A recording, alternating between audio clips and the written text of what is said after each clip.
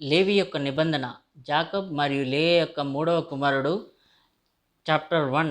లేవి యాకోబు మరియు లేయా యొక్క మూడవ కుమారుడు. ఒక ఆధ్యాత్మికవేత్త మరియు కలలు కనేవాడు, ఒక ప్రవక్త. లేవి మాటల ప్రతిని అతడు తన కుమారులకు ఏర్పరిచిన వాటిని, వారు చేయవలసిన వాటన్నింటిని బట్టి తీర్పు దినం వరకు వారికి ఏమి జరుగునో అతను వారిని తన దగ్గరకు పిలిచినప్పుడు అతను ఆరోగ్యంగా ఉన్నాడు, ఎందుకంటే అతను చనిపోవాలని అతనికి వెల్లడైంది.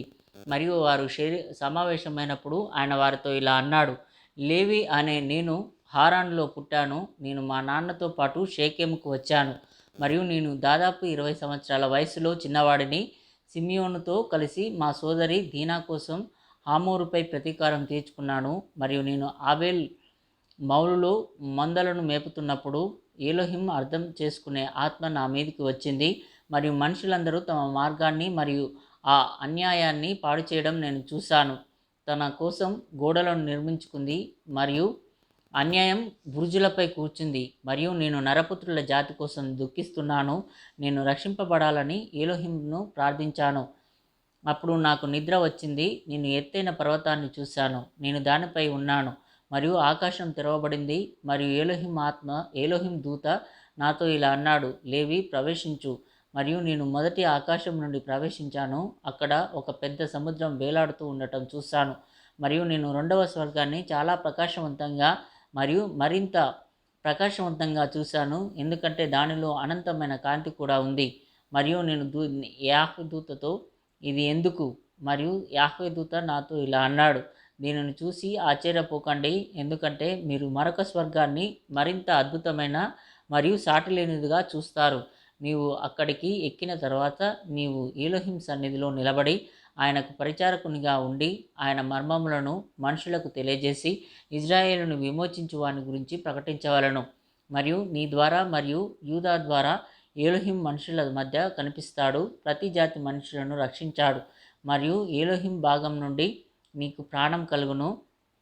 ఆయన నీ పొలము, ద్రాక్షతోట, పండ్లు, బంగారం మరియు వెండి. కాబట్టి నీకు చూపబడిన ఆకాశాన్ని గూర్చి విను. ఈ కారణాన్ని బట్టి నీచమైన విషయం ఏమిటంటే అది మనుషుల అన్యాయమైన పనులన్నిటినీ చూస్తుంది మరియు అది ఏలోహిం నీతియుక్తమైన తీర్పు దినానికి సిద్ధపరచబడిన అగ్ని, మంచు మరియు మంచు ఉన్నాయి, ఎందుకంటే అందులో మనుషులపై ప్రతీకారం తీర్చుకునే ఆత్మలన్నీ ఉన్నాయి.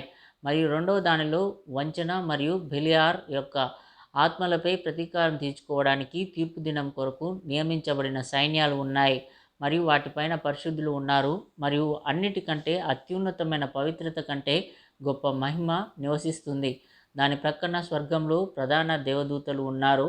వారు నీతిమంతుల అజ్ఞానం యొక్క అన్ని పాపాల కోసం ఏలోహింకు పరిచర్య చేస్తారు మరియు ప్రాయశ్చిత్తం చేస్తారు. ఏలోహింకు సువాసన గల సువాసన, సహేతుకమైన మరియు రక్తరహిత అర్పణ. మరియు దీని క్రింద ఉన్న స్వర్గంలో ఏలోహిం సన్నిధిలోని దూతలకు సమాధానాలు చెప్పే యాహ్వే దూతలు ఉన్నారు. మరియు దీని ప్రక్కన పరలోకంలో సింహాసనాలు మరియు ఆధిపత్యాలు ఉన్నాయి. వాటిలో ఎల్లప్పుడూ ఏలోహింకి స్తుతించబడతాయి. కాబట్టి ఏలోహిం మన వైపు చూచినప్పుడు మనమందరం కదిలిపోతాము. అవును, ఆకాశాలు, భూమి, అగాధాలు ఆయన మహిమ సన్నిధిలో కదిలిపోయాయి. అయితే మనుషులు ఈ విషయాలను గ్రహించకుండా పాపం చేసి సర్వోన్నతుడిని రెచ్చగొడుతున్నారు.